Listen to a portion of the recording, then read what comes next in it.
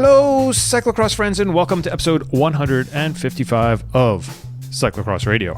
On today's show, we have Zach Schuster from Cyclocross Magazine and Michael Bodigheimer from Yeah You Ride, and we are in the basement of, I believe it's Building 6, the Jingle Media Center, on site in the Johnson County Fairgrounds in Iowa City, Iowa, right after the World Cup day and before the C1 race. So we are covering on this show the C2 race that happened Friday night at Jingle Cross, and then getting into the World Cup race as well. We're going to follow up with the C1 race in our next episode. But before we get to it, I quickly need to tell you about our sponsors for this show. The first one is Whoop. Whoop's been with us for a while now. We would love you to go to whoop.com, enter the code CXHairs, and that's going to get you 15% off of a 12 or 18-month subscription to Whoop. And you are saying right now, hey, that's awesome, Bill. What's Whoop? It's the performance tool that is changing the way people track their fitness and optimize their training. Whoop provides a wrist-worn heart rate monitor that pairs to their app that provides analytics and insights on recovery, strain, and sleep. So you get up in the morning, you see how much you slept, it sees how well you slept, and then it gives you a rating. It could be green. That means you're ready to go. Go out and crush it. Do a high-intensity workout because your body is ready to take it. Or maybe it's yellow. That means, hey man, maybe take it a little easy. Or maybe it's red. And if it's red, that means you need more sleep, you need more recovery, your body needs to get to where it can perform optimally. And by having the Whoop band, you're able to figure all of that out and get all that data that you need to be a better performer in your races. It's for cyclocross season. We want to make sure that we're getting to the finish line as fast as we can, and the Whoop band is going to help you do that. Go to whoop.com. Discount code is CXHairs, CXHairs, and that'll get you 15% off 12 or 18-month memberships. We're also brought by Works Hydro Shot. It's one piece of equipment that it's a must-have for every racer, especially cyclocross racers. It's muddy out there. It's dirty. This is a power washer, the Works Hydro Shot. It's really cool. They sent me one. I'm loving it. I handed it over to the CXHairs Devo team, and they're using it, and they're going to get a lot of use out of it throughout the season, especially if the Mid-Atlantic looks like it did last year where we were washing bikes all the time. Portable power cleaner uses the Works 20-volt power share batteries and pulls from any fresh water source. Drop the hose into a lake, stream, bucket. If you're on the trails, hook up to a garden hose if you're at home, and you can even use the HydroShot bottle cap connector to draw water straight from a 2-liter bottle, which is pretty sweet. We're also going to give you a deal on this, and I really don't have to go too much more into it. It's an awesome power washer, and it's something that should be part of your race kit. Offering listeners of the Wide Angle Podium a 15% discount off of all Hydro Shots and accessories. Go to yourcleanbike.com, yourcleanbike.com, enter the promo code CLEANBIKE, CLEANBIKE, CLEANBIKE at yourcleanbike.com, and that is going to get you 15% also off on any Hydro Shot item. Okay, Michael Bodigheimer, Zach Schuster, in the basement of the Jingle Media Center. We're talking cyclocross. We're talking first World Cup, and we're doing that right now. We are in the basement of, what building is this? Isn't it just the Jingle Media Center? But isn't it like Building 6 or something? I thought I was going to a bingo night. It is sort of bingo-ish. We're going to have to take a picture of this. But we are here with, you said it 2 seconds ago. Wait, Michael Bodinger. Michael Wait. No, there's another. Wait. It's Bodigheimer. Bodigheimer. It's the Heimer part. Bodigheimer. Yeah, you ride. Yeah, you ride. Can I ask you a question? Sure. Is it Zach. You ride, or is it yeah, you ride? So it comes from a New Orleans saying, a colloquial. See, that's like your last name. Yeah, exactly, right? So in New Orleans, you say, yeah, you right. Like if someone, it's like kind of it's a thing, yeah, you right. Like, dang, I worked hard today. Yeah, you right. So yeah, you right. Yeah, you ride was what I thought of way back in the day. And so, yeah. Zach's like, that could have been my blog name, WRITE. Oh, yeah. Oh, Zach Schuster is also here. Oh, hello. It's good to see you again, Bill. Good to see you as well. It's been, like a week? We could calculate it because it's not 12:30 a.m., but I think it's been like 6 days, roughly. Yeah, so we're being civilized today. This is day 3 of Jingle Cross. Unfortunately, we're going to have to cover the C1 race from Jingle Cross on our next episode that we will be reconvening in somewhere in the Waterloo, Madison, Sun Prairie area to record that one, and there we'll start that one talking about the Jingle Cross C1. But we figured instead of staying up until 3 a.m. recording a podcast tonight or Monday morning, we would be more civilized about it. And what is it? It is 12:33. Just a 12-hour difference. Yeah. No big deal. But we do have more than enough to talk about, including Friday night's C2 race, the Friday Night Lights race, and then also an exciting World Cup day, first World Cup of the season. Oh, that's right, because there's a World Cup. You're right. They only get to race once. Yeah, I forgot. You're right. Good point. You're always Bill's on top of stuff. We're 2/3 of the way through our C1 run, right? Yeah, yes. Yeah, or after today, right? And we can talk about that as well. But I'm trying to keep this one positive. Okay. We'll see how far I get. So women's race. Yeah, women's race. Did we say the podium? No, we didn't. We said Raylan Nuss. Oh, I have the results. Yes. Yep. So your winner was the Canadian Jen Jackson, and we'll probably talk about her more in a little bit. And then one of the U23 riders, Manon Bakker, out of the Netherlands. And then coming in third was Raylan Nuss, with Regina Leger and Sonny Gilbert rounding out the wide-angle podium on brand. The Wide-Angle Podium Network Wide-Angle Podium. But really what it came down to was Jen Jackson and Manon Bakker. Manon drove the pace early on, which she was made very clear in post-race interviews that she was the one who did a lot of the work to create that split. And Jen Jackson was able to follow, and it was those two off the front like right away. Well, it's interesting too. Manon Bakker is on the Asperza. Sorry, what's it? Isn't that Helen Wyman's team? Yeah, it's Helen Wyman's team. So it was cool to see that Helen Wyman was here announcing. Helen Wyman won the race last year, and then Manon Bakker maybe had that as a sort of example of like how to get it done. She was funny. She is announcing too, and she's trying to be announcer, and then also this is my team here. And she did make some comments where she was sort of like.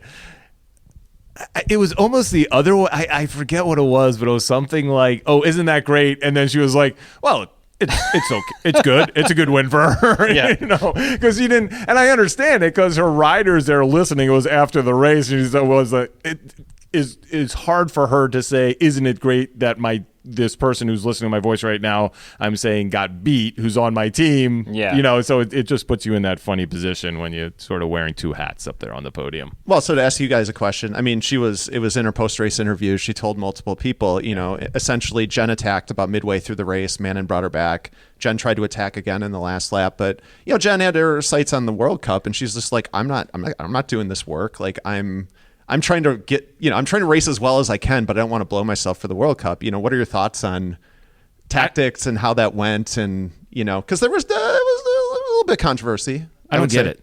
There's no controversy for me. I don't get it at all. Wait, which side? What do you mean? I don't get how you can complain that you did all the work in a cyclocross race. Yeah. And somehow then are just supposed to be allowed to win.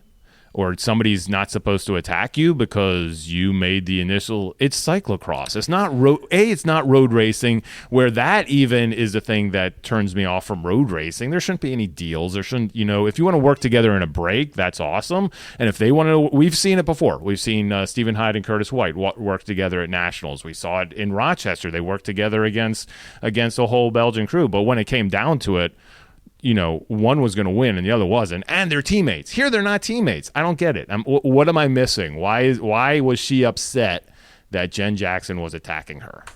I don't know. I don't know. I feel like you kind of have to come into this weekend sort of aware of, like I said, the way it plays out, and that these tactics are going to happen, and Jen's going to save herself. But like, if you are doing that work and you can't drop your competitor, that's the name of the. Why is that? Isn't that smart? Yeah. They'll let somebody else do that, and you're just hanging out and then attack them? That's how it goes. So like I said, if you're going to put forth that effort to drive the pace, then you got to realize that you're going to have to maybe pay for that if the rider behind you doesn't come through. And I mean, if for us who grew up like in the Sven Nys, Niels Albert, era of cycling, it wasn't that every week. Like Niels would just like plow ahead and get this huge gap, and Sven would just like sit on his wheel, and we were all just like, when's he going to do it? When's he going to do it? And there it was, and he'd go and he'd leave him and he'd win. I mean, for me, that's kind of a classic cyclocross tactic. Well, and it seemed, I think the other thing that goes into it is sometimes when you do create that break, it's because you are fearing riders that are behind you, so there was a decent sized gap back to third, and it seems like Jen was pretty confident in her ability to go late to allow that to come back. So I wonder if part of that was a learning experience. I'm guessing that Helen kind of went back with Manon and said, all right, let's talk about how this race played out, what decisions you made. And she's a young rider. I think she'll end up better for it with the learning experience. Because I think a more savvy rider would say, well, I'm not going to do all this work, and I actually don't really care if this comes back to 3 or even 4 because I know I'm stronger than everyone, and I'll just go at the end. So, I think it was a good learning experience for her. Hopefully she, at that age, like every race should be a learning experience. Do we know anything about her cookie game? I don't know. We do know. So, we should probably say that Jen Jackson probably will become a favorite among pretty much everyone in the traveling cyclocross crew. She brings cookies to every race. And she had have you had the cookies No, yet? I've heard of these cookies on the heat check videos, but I have not seen any yet. I'm going to have to go introduce myself. She's also getting known for the Hawaiian shirt. Yes, I've seen that. Yeah, it's only for pre-ride and downtime. It's not a podium shirt, Bill. Did you ask? Because that was the intel I needed. So yes. you did get that for me. Thank you, Zach. Yes, I did. It. Yes. You can listen to the interview at cxmagazine.com. You're getting so much better at that. Let's move over to the men.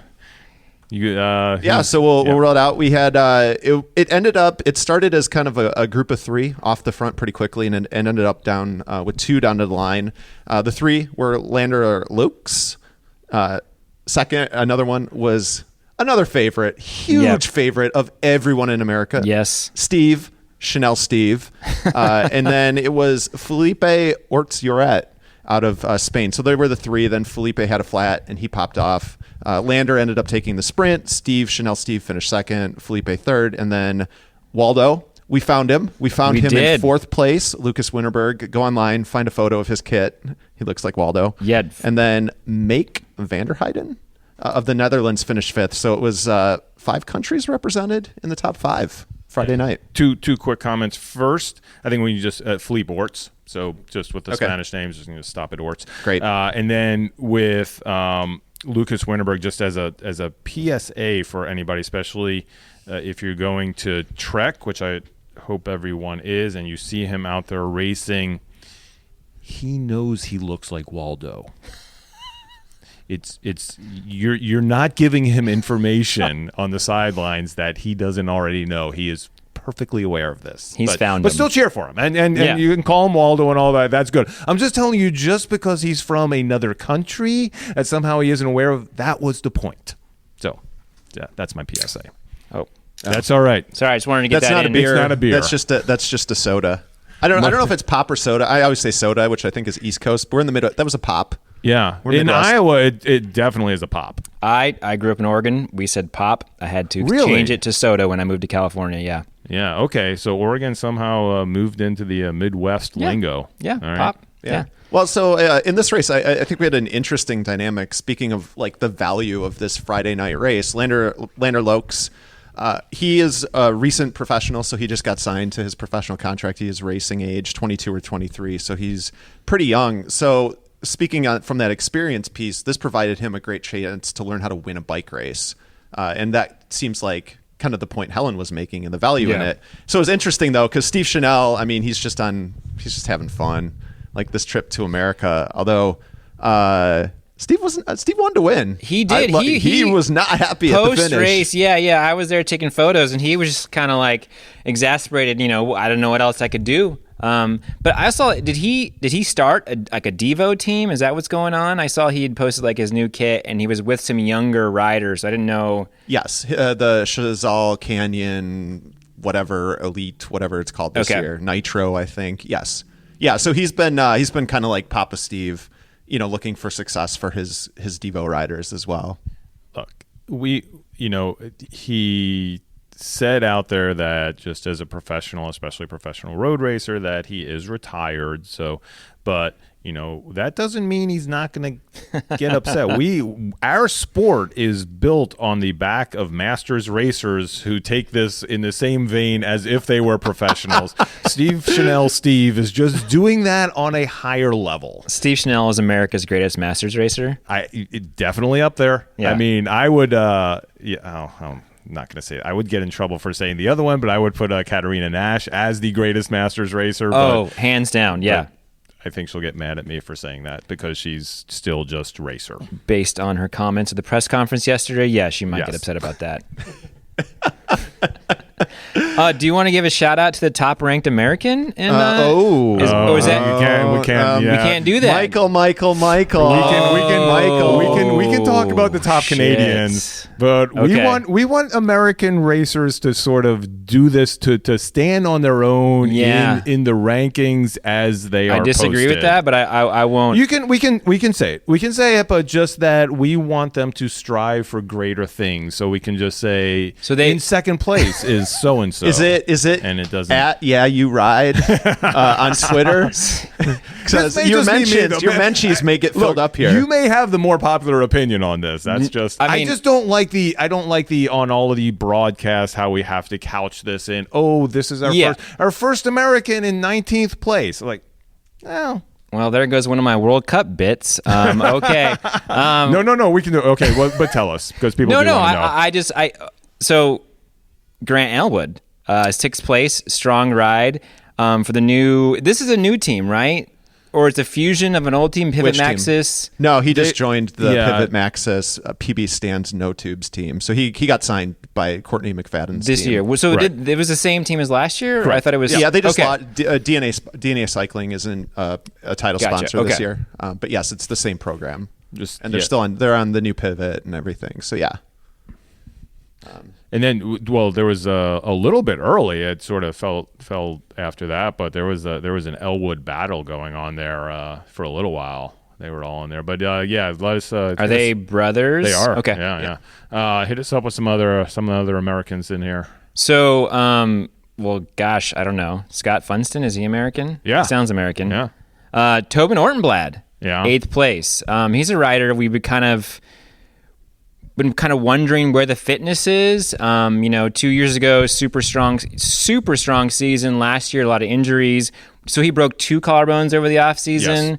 Did he break the same one twice, or was it 2 different ones? I don't remember. Okay. Anyway, so it was good to see him out there. It looked like he was charging hard, going all in, really unhooking the plow. Still haven't quite figured out that reference yet. I mean, I kind of get it, but I mean, so it was good to see him doing that. I'm hoping that it comes around. Young rider Caleb Schwartz, he should be a national champion. I believe he's a collegiate national champion. Collegiate varsity national champion. So. Yeah. And I mean, if we're going to go there, Grant Elwood is also your defending club national champion. So the college kids representing on Friday night. A good opportunity for them to come, to race against some Europeans and learn how to race. Yeah. So I don't know. You can check out the results. Probably some familiar names, especially for folks from the Midwest. Lots of local Midwest riders populating both the men's and women's fields Friday night. Since I seem to be playing Billy Downer on this podcast recently, I will say, and I think we will talk about it a little more when it comes to the World Cup, which we're going to get to next. The Friday night event used to be the biggest party of the weekend. It was huge. It was a DJ on top of the hill, and you could not move at the top of Mount Crumpet. It was just wall-to-wall people. I don't know. I don't know what's happening. Maybe you all have some ideas on this, but it was pretty sparse this year. Yeah. I think in my opinion, I think what's happening, and even the Wide Angle Podium Network that we're on, you guys are sponsoring World Cup Waterloo, and I think Trek has the marketing budget. They've built that this is going to be a party. This is the 4th year of Jingle Cross, so I think some of the mystique of it being a World Cup has kind of faded. And it's hard. They're all volunteers. Here, they don't have the marketing budget, but I think, people are making the decision, choosing one or the other, especially people who are traveling from the East Coast, West Coast, further away, and choosing. And I think we'll see big crowds at World Cup Waterloo. But it was still the same festival vibe. I mean, if you haven't been to Jingle Cross, it's just an awesome Midwestern. Yeah. And the crowds were still rowdy. But yeah, man, nothing. Friday night, back when it was in November, on Mount Crumpet, best party in cyclocross. Even when they moved it to when it moved to September. Yeah. And the fields are way down. I mean, you just look at the numbers and everyone. I was thinking, Bill, maybe for a future pod, we might need to do one on the future of cross, because it's a question I've gotten from so many people this week of what's going on. So we can talk about that probably. Yeah, I think that's in a lot of people's minds. Yeah, what's going on. And I mean, I think on a local level, we look at it in our local scene. Let me ask you this regarding college football. I know they had to switch the weekends because of was the race here? I mean, sorry, the game here, or was the game in Madison? Was it a Wisconsin game or was it a Hawkeyes game that they've had to switch the schedule of the World Cups around? I have no idea, because one of the biggest games of the year is happening next, right? Or it's a huge game, isn't it? I don't know. I don't think. Football, but it's still a big game. Yeah, I mean, the Wisconsin-Michigan game's on Saturday. The Iowa State game was yesterday. But it was in Ames. It was in Ames. I don't think that affects things. I mean, we say that, we're like, oh, you can't schedule a presidential debate opposite a football game, and it's like people who are interested in that event will attend. Yeah. I think I don't think it. I didn't know if there was like the college student party sort of interested in cyclocross, but know that it's a fun place to go on a Friday night, if that you lose some of that. I don't think so, because when we've had big football weekends is when the crowds here have been really, really big. I mean, you had Wout going to the football game, what was that, 2 years ago? 2 years ago, 2 years ago, and that was still... So because the game was in Ames, so if it was here, maybe it would have been... No, well, it was, maybe people were... I don't know. I don't know if that affects it. I think the one thing that Waterloo is up against in that it's just people traveling from out of town. It was really, really hard to get a place to stay, and it's really expensive. I mean, that definitely was a factor. Okay. Oh, for this year or last year? Oh, okay. For this year. Yeah. But I mean, it still seems like a lot of people are coming. So I mean, maybe we should talk about this next week. What I heard was everyone's going to be there. I have heard that was last year. Everyone's going to be there. Yeah, that one. Yeah, that was definitely more of a last year thing. But I mean, I think it would be worth. I was going to say circling back, and that sounds just so working in an office kind of thing. But I think checking back in, because I think we're going to see. Let's put a pin in it. Okay, let's put a pin in it. Let's move on to the World Cup. We'll circle back to that one, and maybe we should move forward to the World Cup. How does that sound? It sounds like good synergy. Awesome. So the World Cup. Did that happen yesterday? It did. I'm like over here on the UCI website, and they don't have the results up for the World Cup. I don't understand. I thought I saw them.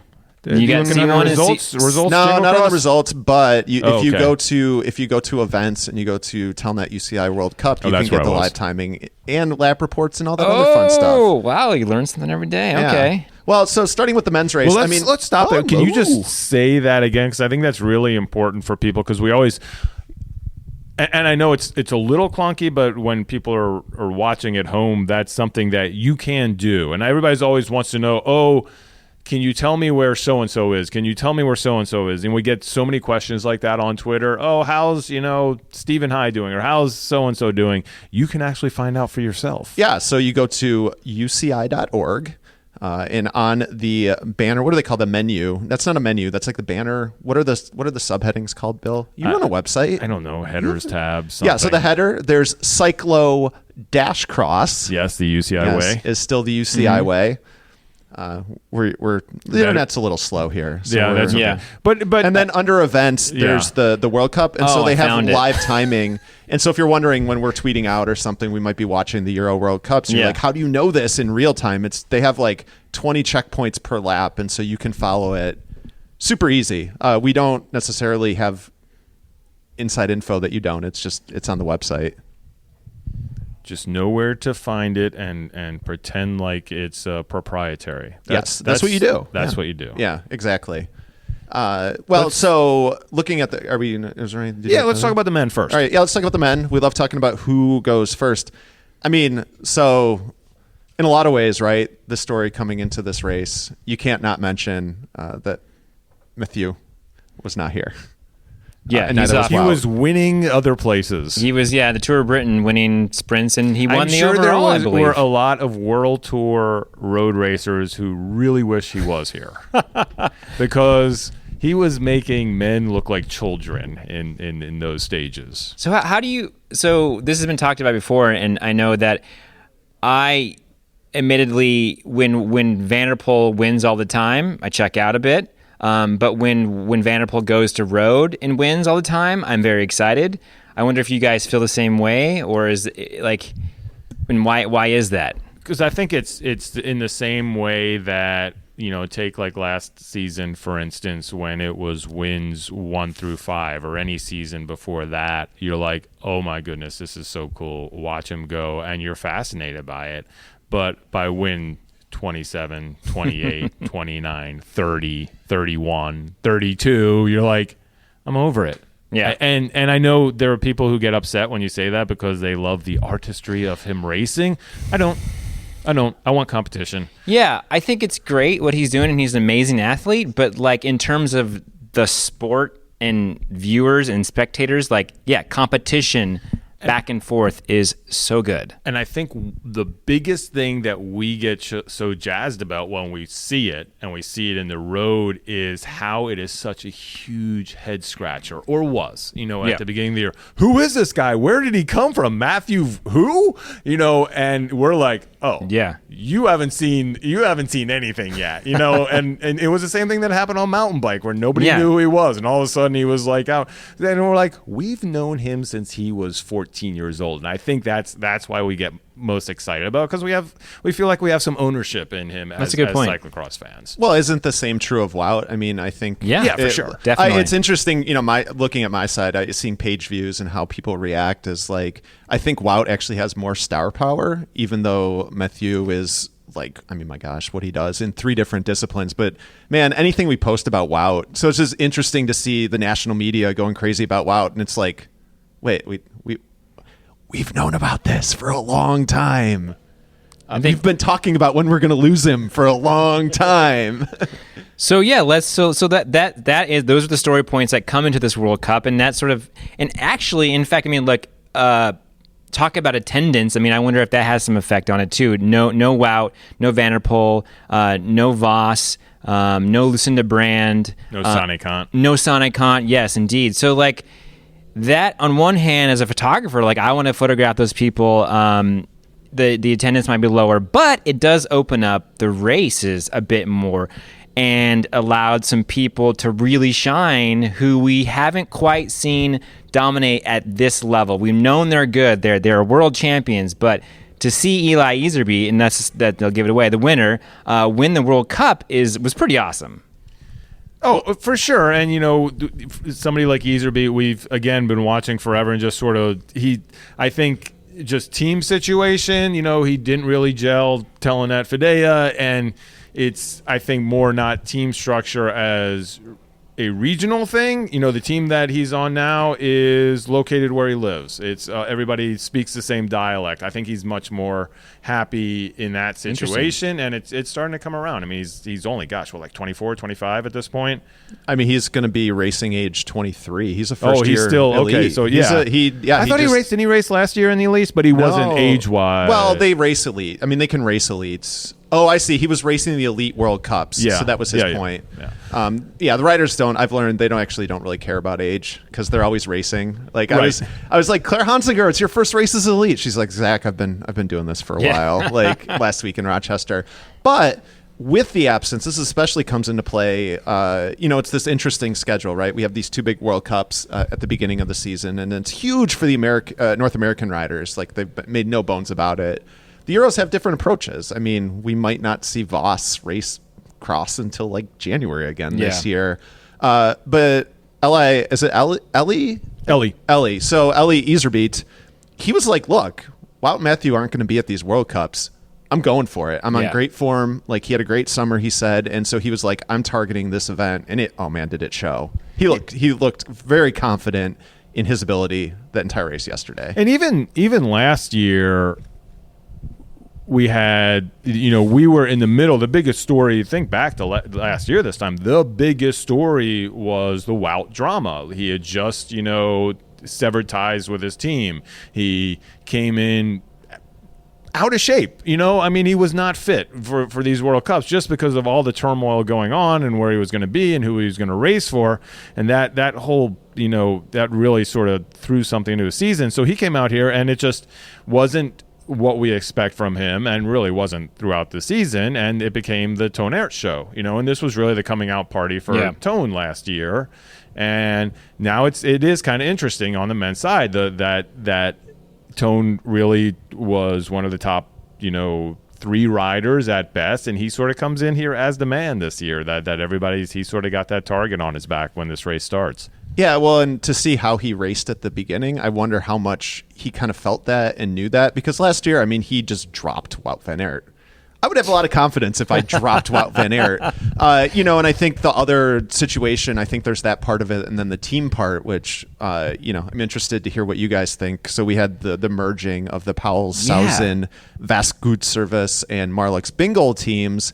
I called it the creation of a super team, and if you're out there, person listening who's giving me shit saying that I've never watched an NBA game in my life because I made a reference as a joke, thank you. I do actually watch. It was called a joke. Anyway, so it's like kind about of the Miami Heat. You got to keep So it's like the Miami Heat when LeBron teamed up with Dwayne Wade, and I think the argument would be like if Mathieu and Wout teamed up, that would be the equivalent of what happened to the Heat or Durant joining. Stop you right there, and let's give a little credit to Chris Bosh too. Okay, fair. Wow, fair. But no, so like the two things, right? So he Tone dictated the pace early, but also him and Ellie weren't able to drop the vast Paul Sauzen Bingle team. Yeah. So what did you guys think about his tactics, and because he made a tactical decision, it seemed like, in that race. Well, I was just going to talk about the fact that we do have these 2 big teams now, and that is sort of a unique thing. And I couple things. One, Creed pointed out on Twitter was like he missed the memo about the UCI teams only being able to use red, black, and yellow. So first of all, it's impossible to tell. Well, okay. But let's just back up, and can you give the background on why this cuts to the bone for him? I don't know, because his team's yellow? Well, no. Yeah, his team is AE Velo, and they got their yellow on there and their red, and they... Yeah. They're yellow and green. No, they're... Are you talking about the cyclocross team? Oh, the cyclocross team. Yeah. Oh, yeah. That's Donnelly. I know it is, but it's still his guys. Gotcha. Okay. Yeah, the AE Velo is still on the sleeve. Fair. That's a good point. So I think that's why this all came up, because they got the red and yellow kits, and then he probably was watching. He was like, "Oh, there's my no." Yeah. Okay.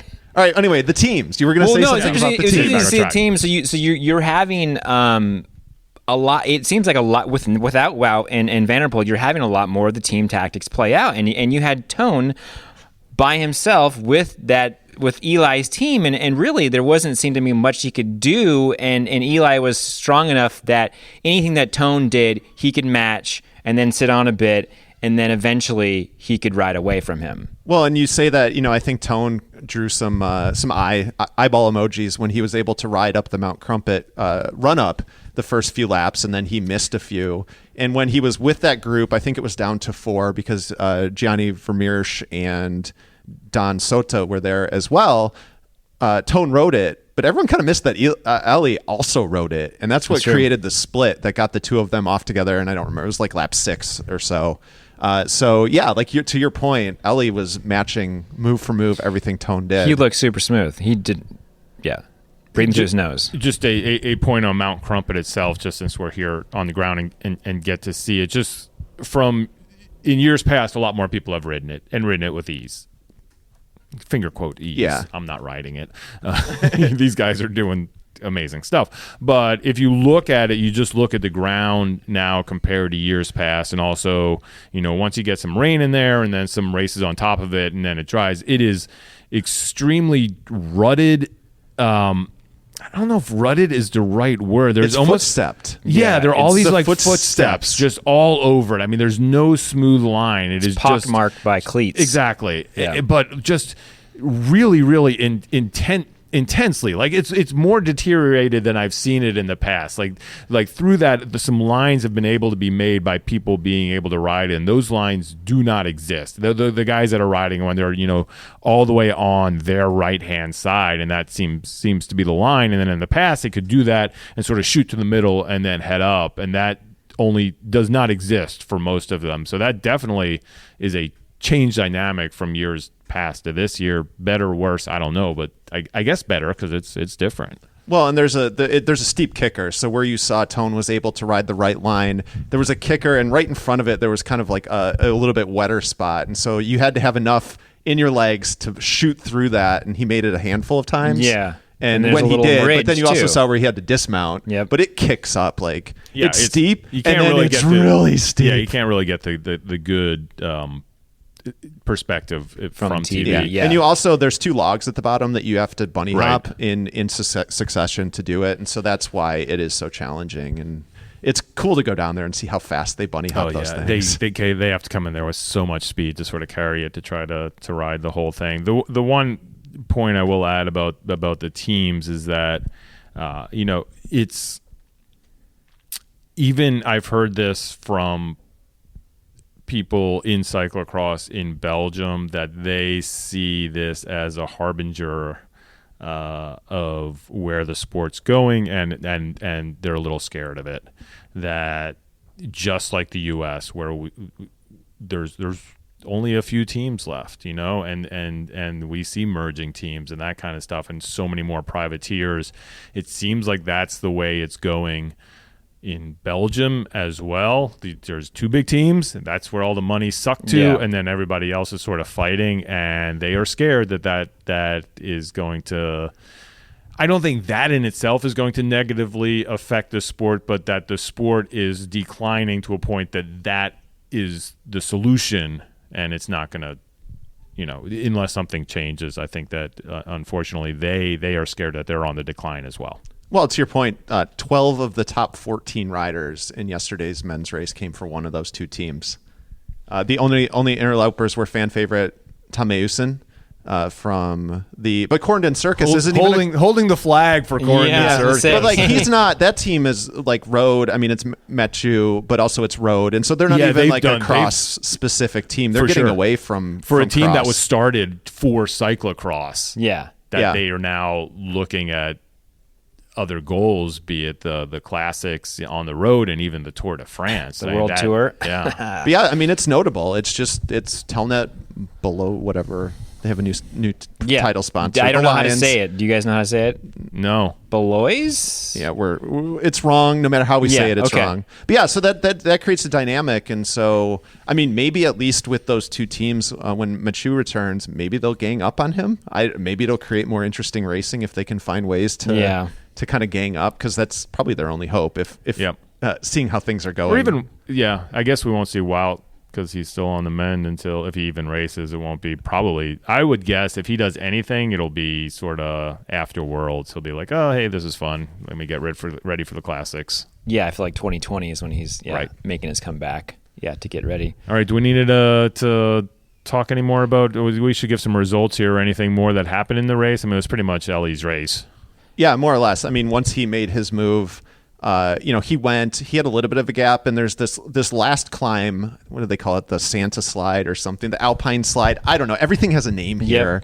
Although they got rid of the Holly Jolly Hellhole, which was your favorite. Is your that absolute was my favorite? Oh, I never missed an opportunity to get that in a race report. But no, you could just see where Ellie just went flying up this climb. It's kind of over by the bleachers in the horse parade area, and Tone was just broken. I mean, it was like seeing him struggle up that hill. You're like, this race is over. The one thing I would like to see here, and maybe it's just logistically impossible, the sand is the sand for the horse parade area, horse arena, right? They brought some in this year. They did. Oh yeah, they did. It was a little bit. I want even more. Yes, because it's still once those lines are burned, it's just not a factor. Except in the women's race. Right. I guess in the men's race it was Yeah. not. Yeah, we'll get to that. So maybe I'm absolutely wrong, but maybe just even a little more. So they're heading in the right direction. Well, I was going to say I shouldn't have started negative with this because it's better than it's been in the past. I just would like to be even. I just think of these like big sand struggles. But you look at like last year after it rained, it was just it's not even there. Like no. cement. Well, Yeah, part of why you're seeing that is that you carry so much speed. It's right after a descent. You come big descent, ripping off Mount Crumpet, and so if you play it right, you're carrying a lot of speed. So maybe if they could like scrub some speed, adjust the course because you dump in off this drop into it. So maybe that would be a way you could drop down Crumpet, take a hard left turn. Yep. Make a little off-camber U down there, and then circle back into the sand. Then that would be interesting. It would give it that little Euro fade in there, and then I think people would have to even almost dismount, or if they came in there, they wouldn't be. Scrub speed and make it more technically based. But that would also make what is now just this, there are dudes like an aero tux coming down that hill. Down because it's not technical at all. You put that kink in there, you make that. I think that'd be a pretty cool little ad. You're just going to make the course harder for photographers to get around, though. Now we'll work on that. We just got to get some media fences in there. We'll be good to go. Yeah. All right, there we go. So we'll just run through our top 5 were Ellie Iserbeat, Tone Arts, and Don Sota. So we had a group of 3 that was battling for Don.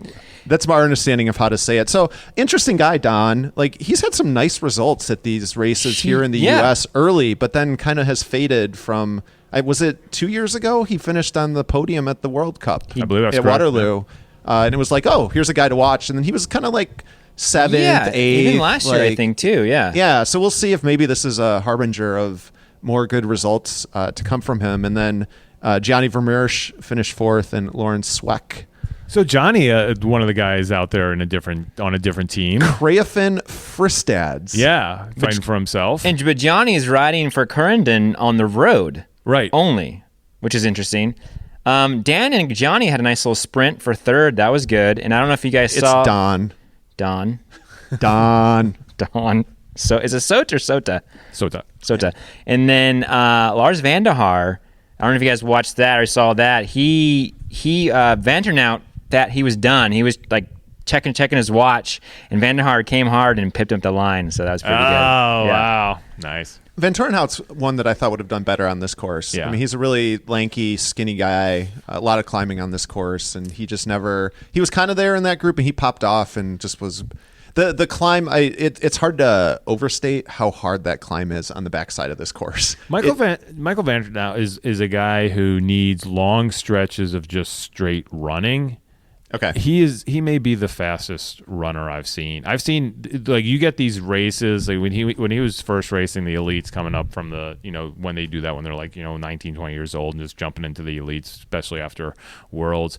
And I forget which race it was, but it was like wet mud and guys are just, doing the old 40 RPM through there and just chugging along. All of a sudden, this little just toe-headed kid from the back is just like whoop, whoop, whoop, whoop, whoop, just running bike on there and just sprinting by everybody. Got to like 3rd place. And I'm like, and that's kind of, I think, how he those are the tracks that he does the best at. Running, foreshadowing the women's race again, is going to play a huge role in that race. But what's the way to couch this? The North American who achieved the best result. Wait, I have a way to couch it. Yeah. Okay. I have a way to couch it. I learned yesterday that Curtis White is not a fan of the Slow Ride podcast because he out-sprinted his Spanish compatriot to get 15th.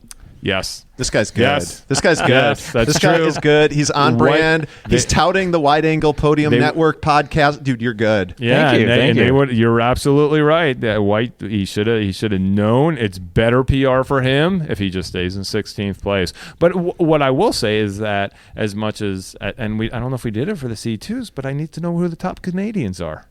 Well, your top Canadian was Michael Vandenham down in 31st. Okay. So I think he had a little bit of a run-in with someone. He's got a really nice new bike, switched to Giant as their bike sponsor, and I guess someone like crashed in the sand and kind of like whipped their bike into him.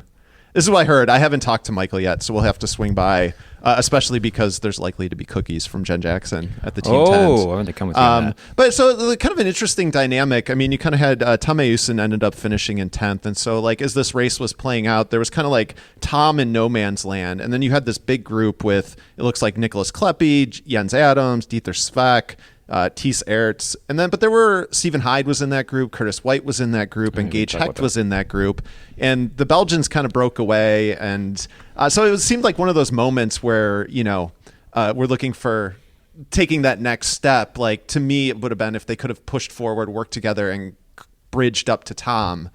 Then it's like, all right, now we got something here, and that would have put him on the cusp of the top 10. Yeah, for sure. You mentioned Stephen Hyde. Why don't you give us an update on what's going on with him? So Steven was attacking. So Steven was not messing around, and at some point he had broken free from that group, but he ended up with really bad back spasms, and so you could see he was stretching it out on one of the descents, and then he just pulled the plug. Yeah, I was there when he pulled out, and he did the hand sign of the neck, and I was like, oh dang. Yeah, so that's kind of a bummer to leave or to lose him, but at the same time, I think talking to Curtis is like, I left it all out there. And so that's great to see, is that these guys are, they buried themselves at Rochester, and like they are fully committed to just like destroying themselves. And it was hot and muggy. It was a hard day to race. Yeah, and this is also, we said it before. I think that, there was some criticism we saw on Twitter as well from some North American cycling luminaries about the U.S. men blowing it, that they had this opportunity and they're just cyclocross racers and they didn't take advantage of it. I think that we should maybe save that until after Trek to see what happens. I think this is one of those tracks that even the Europeans will say this is too hard of a World Cup to start the season on. I mean, I've heard that criticism in the past. I think it's greater when they're racing and it's also 90 degrees and 150% humidity, which wasn't as bad yesterday. But I think this is a little bit of an outlier. So we'll give them the benefit of the doubt for a week. But who else out there for our American friends? Well, I will say this. I think if you're looking at trying to glean what the rest of the domestic calendar is going to look like, I think it was clear that Curtis White, Stephen Hyde, and Gage Hecht were the class of the North American men in this field. Now, that's not to say, I know, Michael Vandenham obviously raced well at Pan Am's, but right now, I mean, those were the top three guys mixing it up at Rochester, and they were. Yeah, I guess Kerry Werner would be the only guy that maybe we would have been mentioning there. That kind of. Yeah, a little bit surprised by his result. A little bit surprised that he didn't do a little bit better. I mean, he's a mountain biker. He's a little bit leaner. As Ellie was like, "Oh, look, I'm 55 kilos compared to Tone Ertz like 70 or whatever. Yeah, I'm small." That was quite a visual image. Was Eli and Tone going together, and then they came in. That one shot I was taking, they came into the barn, and Eli just appears right behind Tone. I'm like, first he's there, then he's not. Yeah, I always talked about having to be like Lars van der Haar's photographer. Must have been the hardest job in the world, because half the race he just disappears. You don't even see him. He's just like hiding behind people. And then the other visual, of course, is always seeing Tone and Tone, who on the podium, and they're kind of like their heads are at equal length, even though he's on a step first below. Step. Yeah. Yeah, that's funny. So a few other results. I just want to say Curtis White came through the first lap at 24th, and he moved up to 15th. So he was moving up during that race. Yeah, but at the same time, like I guess I've learned this. I've been trying to hang at practice with the best rider, like in Wisconsin, and you can't make a mistake. And so I think that's one of those things, is like, you make a mistake, you're just putting yourself in such a hole. You have to, and that's the challenge. These. Face racing against these Euros, you have to be perfect. And that reminds me of what we were discussing last week. So let's just end it on this and move on to women. Can you tell me where Dieter Swick and Vincent Bastens ended? Bastens did even race? He's not even World Cup, right? No, he did. He did. Okay. Dieter finished 13th, and Vinny B finished 17th. Okay, so I mean, if we use last week as a barometer, that's where the Americans are going to finish. They were fighting tooth and nail with those guys. Yeah, that's where we are in the world. I mean, that's. I think you're correct. Yeah, and it played out perfectly. I mean, Curtis finished right between those two guys. You could be a Cat 5, you can be world class. It turns out when you get into races, the people that you're racing in race 1 are usually the people you're racing in race 13. Yeah. So we're gonna move on to the women's. Yes. And it was certainly a worthy marquee race. My gosh, was it a worthy marquee race? We have to talk about the field though. First off, talking about the field, I did the numbers. It was 3 of the top 10 from Worlds last year and 7 of the top 20. So you had a lot of top finishers at Worlds and riders that are going to be players come January and February and curse period that weren't there. Yeah, it's notably missing world champ not there, Sonny Kant. Yolanda Neff, who I think we're going to see next week at Trek, wasn't there.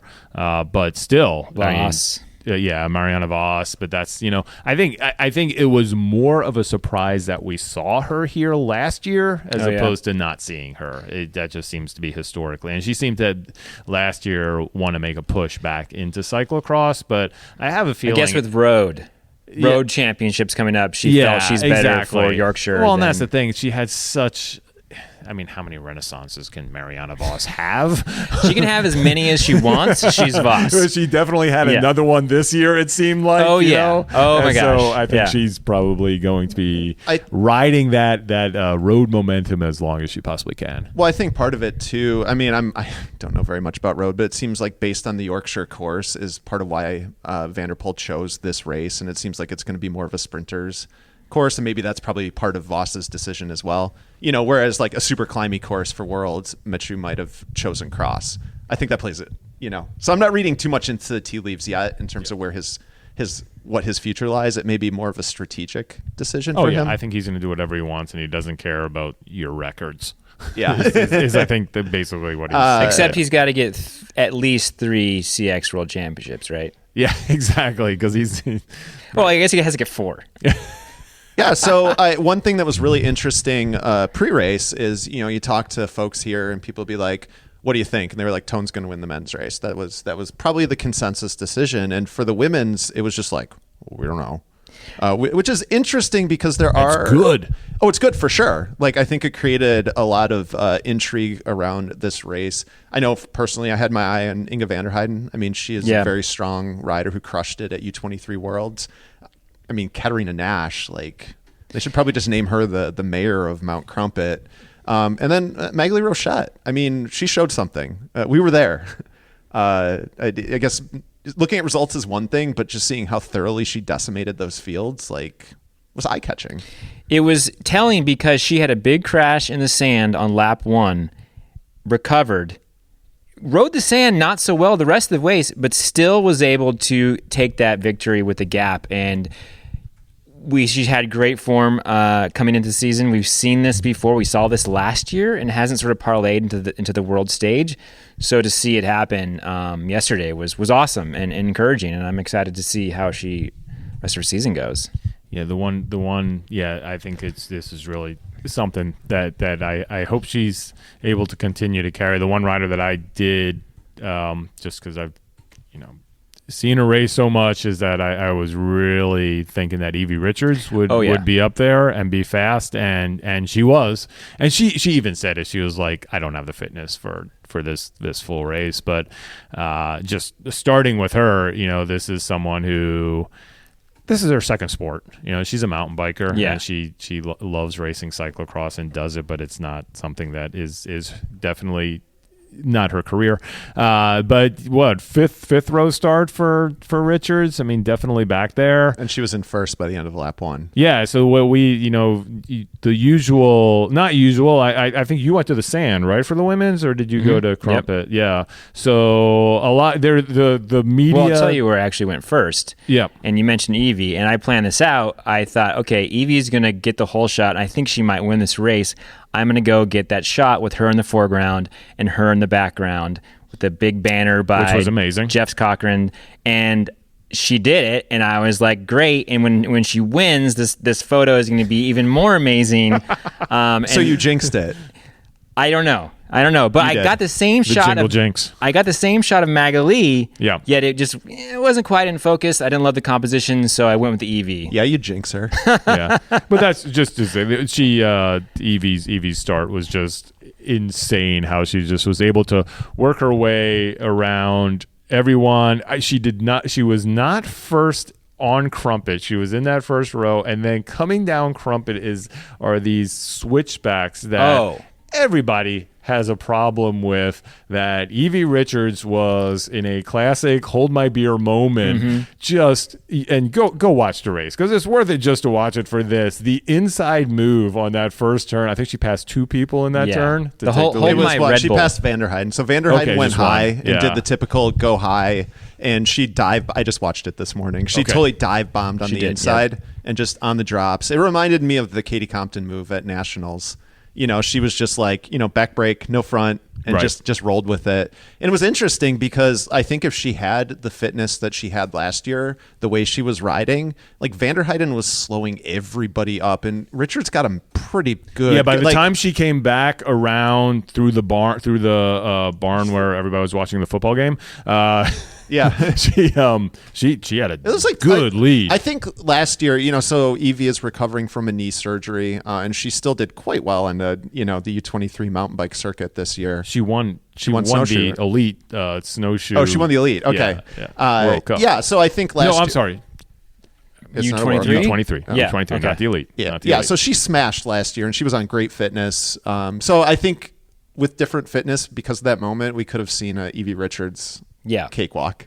Yeah, I mean, potentially. She was going downhill like a cannonball, but also meant that going uphill was a little bit harder for her. And that's where Magali is like, can just excel. Yeah, well, we talk about Mount Crumpet in Iowa, but Zach, we learned there's another Mount Crumpet. Yeah, so I mean, I realized this. One of the first interviews I did at this job was with Magali, watching her and Katarina Nash. Kind of in 2017, they were doing all these mountain bike races, and like, if you don't know her, if you don't follow her, Magali is just like so positive and has a great attitude towards the sport. So like, it's been interesting to see. And you brought up last year, she had great form.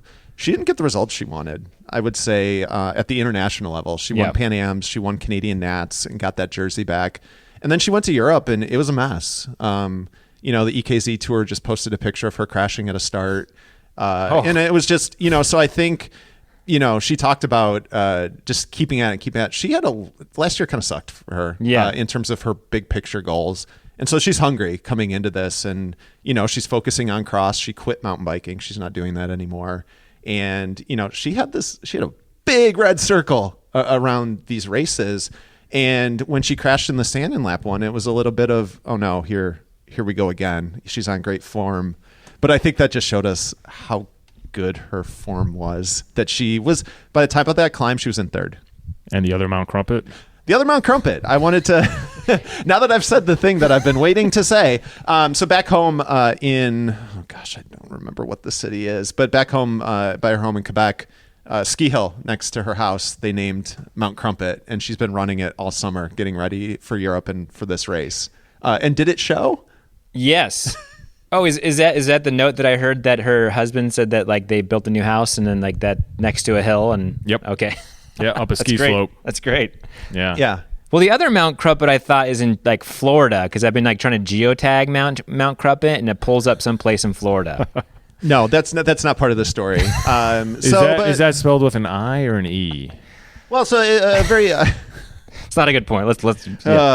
Interesting point across though, right? Like the role that running plays, and Magali Rochette ran literally to gaps on every single lap, which I thought was, so she went early, right? She was feeling good, and one thing that she's had to learn is to be patient. I think that she gets really excited, and she's admitted as much. And she was just like, I'm so excited. If you watch the interviews, the one the UCI did is an all-time great post-race interview, but she got a gap, and it looked like she might ride away from everyone like she did at Rochester. But there was someone who had something to say about that. Yeah, and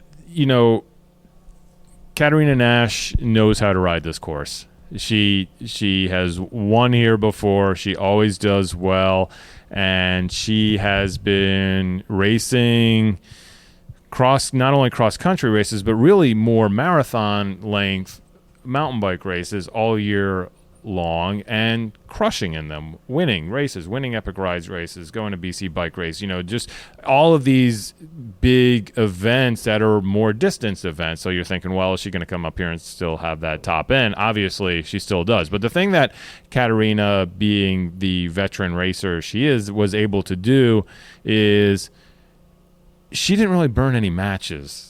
And she is confident enough that if Magali was going to get out it a little bit ahead, or even, we haven't even talked about Clara Honsinger, if Clara was going to get out in front of her, I don't think that affected her for a second, because she knew what she could do and she knew how to sort of meet out those efforts. Well, and she was kind of far back at the beginning too. There was a group, and she wasn't in that group, but you just had your eye on her. But it didn't happen for her last year because she won here in 2017. Right. And then last year it actually didn't happen. So there's part of that uncertainty in terms of what kind of fitness Katarina Nash is going to bring to this race. But yeah, you just keep your eye on her. You're like, oh, there's Katarina Nash. Yeah. Okay. Yeah. Okay. All right. She just keeps moving up, up the way. So then we got a race. Oh, did we have a race? We had a great race. I mean, I think the other storyline is Clara Honsinger, who was like 10th at the end of the first lap, and pushed herself into that conversation, and was taking the better line in the sand. And one lap she took up she passed like 3 or 4 people in the sand pit. Yeah, and just a stark difference. And it was really interesting because she did her homework. So if you're looking at it, it's her right, our left. She was coming up that right-hand lane, and you would just see this line of her competitors over on the left-hand side. I have this great photo of Evie in one of these who's sitting fourth, and everybody's just lined up, head down, and you see Evie just sort of looking over to her right side, and she's just got her eye on Claire, and she's like, what's she doing over there? and what she said in the press conference was that she was out there during the men's race, and she noticed that was the line they were coming in, because was it that they could come in, it was a little deeper sand, but you could hit it with so much more speed that it carried you through faster. Well, and I think with Clara, that's part of she has so much talent, but she's gaining confidence, and she kind of has some of that send it attitude, which is hilarious because Clara is one of the most even-keeled, quiet, she's just very reserved. But when she rides with an edge. It reminds me kind of how Amanda Miller rode. Amanda Miller was another, and she was here this weekend. It was cool to see the Iowa native here. But Amanda Miller rode with no abandon, and Claire Honsinger has that in her. And so she'll do that. Yeah, one of the things, we love to do is sit there and build narratives, and if they're true, awesome, and if they're not, we're going to stick with it anyway. But I think you and I sort of saw that confidence really break through last weekend, and especially on day 2 when Clara, I know she's raced a ton of elite races, but now she's elite racer. She was joking with you about that, that you mentioned that she's been doing this forever, but we saw it yesterday and day 1 last week, and day 1 of Rochester, she's sort of with the group, she's there, and then she's able to fight and get second. And then day 2, it was almost like, well, screw it, I'm fast, I can do this. And then she just took off, and it was like only Magali that she couldn't catch. And obviously, she was absolutely the second fastest racer in Rochester. So I think that had to give her some sort of confidence that, okay, I know I can do this. I know if Magali's the only one out there, I'm definitely, good enough to be at the front as well. Yeah, I guess I have a internet situation here in Iowa City has been spotty. I have not got my interview up with her. It will eventually be up on the YouTubes and our website. But she said that. I was like, you had to draw some confidence. You beat Katie Keough, World Cup winner. Yeah. And then and it was cool to hear her because she was just like, guys, Magali's going, like, we need to do this. And she was the only one who stepped up. So she said she had more confidence. And I think it was cool to see, but at the same time, I think she made a tactical decision that kind of cost her a little bit in lap 4 of 6. She attacked Magali Rochette on the climb on the backside. And I think that was just her last match in a lot of ways. But it was cool to see. It's great to see. She's amazing 23 years see. old. Yeah. No, I think that we we want good races, and that we have people out there who can do it. And as much as we were, wringing our hands over the North American men, I mean, we had 3 North American women at the top, and I'm counting Katarina as a North American woman. So indeed. Well, and so there was hand wringing, right, about cyclocross specific athletes. I mean, I'll mention this, right? So we're talking about cross specific athletes from North America and how they performed. Maghalie Rochette, cross only, first. Claire Hansinger, cyclocross only. Rides some mountain bike, some road, but she's a cyclocross racer. She finished 3rd. In 7th, Katie Keogh. She's quit everything, but cyclocross. Rebecca Farringer, cyclocross. So you're saying that comment, that person may have only been, for whatever reason, forgotten there was a women's race? I mean, that could be the case. I mean, Courtney McFadden, 11th, cyclocross racer.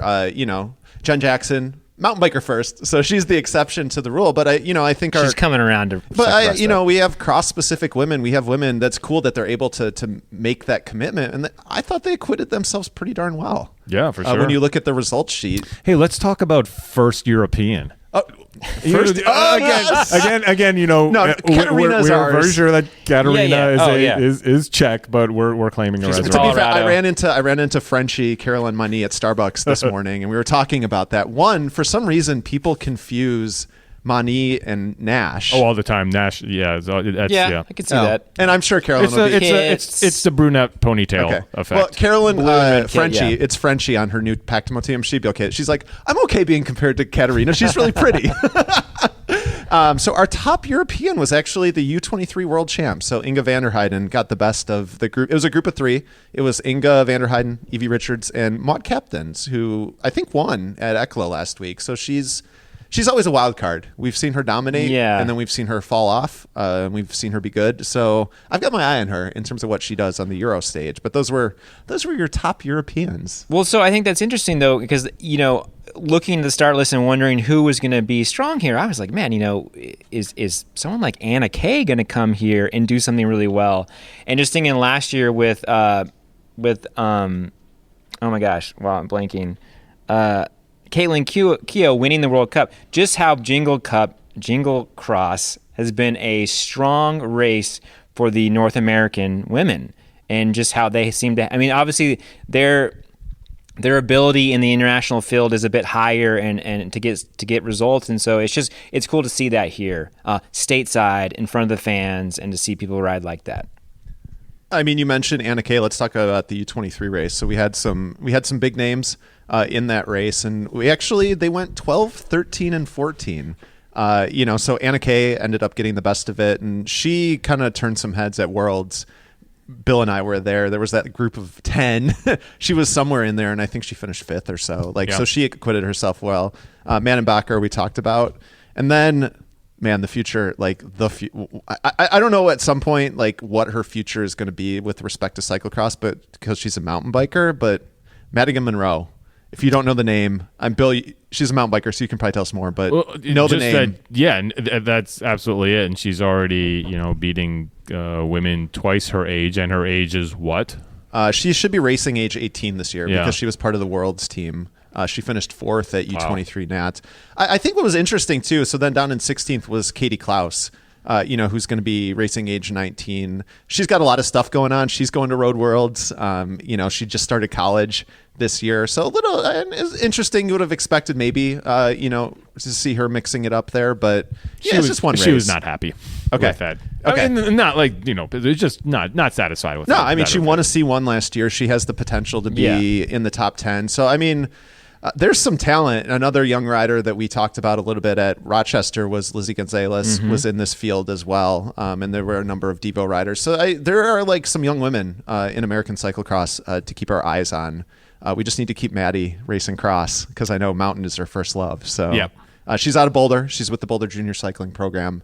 But if you don't know the name, get to know the name, Madigan Monroe. For sure. Do we know what happened to Sophie DeBoer? She DNF'd. Don't know. I have no idea. Don't know.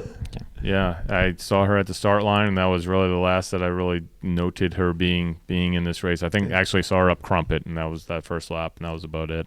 Anything else we need to chat about. I mean, the one thing, I think we save it for the future of cyclocross show that we definitely should do. But just like Friday night, Saturday also, crowds really way down. I think that you all are right. There is some World Cup fatigue. For me, I think the mindset that people get into, and I've said this before, is that it used to be something not only special, it was unique the first time, but it was something that you, as a cyclocross fan, you said, this may never happen again. It's like the first Who reunion tour. This is never going to happen again. I need to go do this. And then you realize, they're doing it every year, and then it sort of loses a little bit of that luster, and it's not there, that immediacy to go isn't there anymore. And I think that is where we are at now. That, and that they stopped geo restricting it, so now everybody can just watch it. That's true. Do you have something? I have a different tangent to go on. So I was just going to add to that and say that is part of the reason why I didn't make the trip. Is that I feel like this might not be a World Cup again, and the World Cups in the States might be not happening. I also think that, there's talk that the UCI has wanted to expand the amount of World Cups, which I think is a bad thing, especially for World Cups in the States, because it really waters down the importance of those races. Obviously, if you're Vanderpool, you can miss 4 of them and then win the rest and win the overall. But I think that I really wanted to come this year because I wanted to make sure I'm here, and I recognize the importance and how unique it is. It wouldn't be on brand to do this podcast now at this point if we didn't talk about the CX Heat Check power rankings. Oh no! All right, and so one of the interesting things that the almighty algorithm did is, Katie Compton was still ranked number 1 on the backs of the most impressive cyclocross career in North American history. That definitely plays a part into it. So she broke her elbow in a quick crash at the beginning of August, and she was hoping to be back by Virginia. She wasn't. I just saw her. It's taped up. So she finished 22nd out there. She finished the race, which definitely a good thing. But I guess she was talking about how she just couldn't crank on her bars because of the elbow. She couldn't pull on it. Which is a necessary thing to have at this course, especially on the climbing. I think I even. It's funny you say that because I was watching her go down the luge part, and just the way that she was awkwardly going down those turns. It makes sense that she's not been able to really wrench it. But I think the positive I take from her performance is we saw last year her allergies just murdered her. She pulled out of 3 of the 4 races she did in September. So the fact that she finished, and looking at her, she at least looked physically healthy besides the elbow, I think was encouraging. Because that was just the bane of her life last year was her health issues and her allergies and all that other stuff that's affected her. Yeah, I think that's absolutely true. And the whole sort of thing that we've been watching with the heat check with her number 1 is let's wait until she races, and now she's raced. And with Magali, it's that you got to race against the champ, and she has, and I don't know what is going to get a shot out of that algorithm, but it seems like it would be a difficult mathematical equation for Magali Rochette not to be on the top of that. He says he doesn't know as he grins. Well, Nate Silver, though, would tell us that Nate Silver would tell us there's still a chance, though, right? There's still a chance. If you're attaching distribution, I don't know. 528 this. I don't know what distribution you're attaching to this. I'm guessing at this point it's probably more exponential. I should start tagging Nate Silver. Yeah, you should. In the heat check. We can start putting distributions in it. And the heat check, you can go back and watch this race actually on YouTube. It's not geo restricted, but I heard the heat check had its big introduction to the international audience this week on yesterday. Yeah, we definitely got some good PR. Anytime they say your name is good. Yeah. So the heat check made the World Cup broadcast. I got to say, Bill, I think the heat check is ingenious, and I'm loving it. And I think that a lot of people maybe don't quite understand why you did it or think that you don't enjoy and appreciate all the comments and the feathers that get ruffled. But you know, and I said this to you earlier, it's like it almost is the national series now. Like we don't have a national series, but we have the heat check, and every week we want to know who's on the heat check, where they're going, how high they're going up, how far they're dropping. So kudos to you, sir. And, thank you. I appreciate it. I look forward to this all year long. Awesome. Yes, well, and Bill will tell you that he loves being needled. So you can find him at cxhairs.com on Twitter, and his phone number is 4202. I don't know the rest of your number. You got that part right. 555. Yeah, 555. Leave a message for Bill with the tag. You could call, oh man, I'm going to screw up the area code, 405 CX Hairs. Oh, that's right. You do have the hotline, number. Yeah, the helpline. Yeah. So no, I think it's awesome and it's fun to tie it in and just to see it's how going much. to be. It's the men's. Like I can say that Magley winning made it the women's side, at least from the top. I have a feeling is going to be less controversial. How all of these Euros get weighted and that gets all like pushed around and where our North American friends end up. There's going to be controversy. I can guarantee. I don't know what it is, but there's going to be controversy.